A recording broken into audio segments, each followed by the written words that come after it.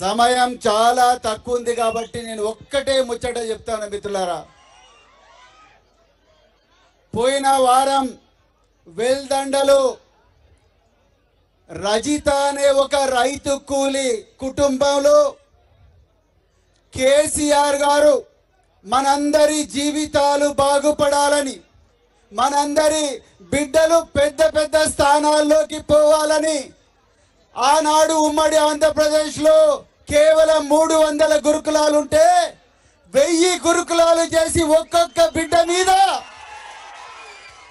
1,20,000 రూపాయలు ఖర్చు చేసి, మరి ఆ రోజు వెల్దండలో రజిత అనే చెల్లెలు ఏమన్నదయ్యా అంటే, సారు నా బిడ్డను నీలాగా ఒక ఐపీఎస్ ఆఫీసర్ చేద్దామని, ఒక డాక్టర్ చేద్దామని, ఒక ఇంజనీరు చేద్దామని బాలానగర్లో గురుకుల పాఠశాలకు పంపిస్తే, అయ్యా నా బిడ్డ శవమై తిరిగి వచ్చింది నాయన అన్నది.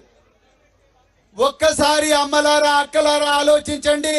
మన బిడ్డలను డాక్టర్లుగా, ఇంజనీర్లుగా, కలెక్టర్లుగా చేయాలని కేసీఆర్ గారు రాత్రింబవళ్ళు నిద్రపోకుండా పనిచేస్తే, ఇవాళ మన రేవంత్ రెడ్డి పాలనలో మన బిడ్డలు పిట్టల్లాగా రాలిపోతున్నారు, కట్టల్లాగా కాలిపోతున్నారు.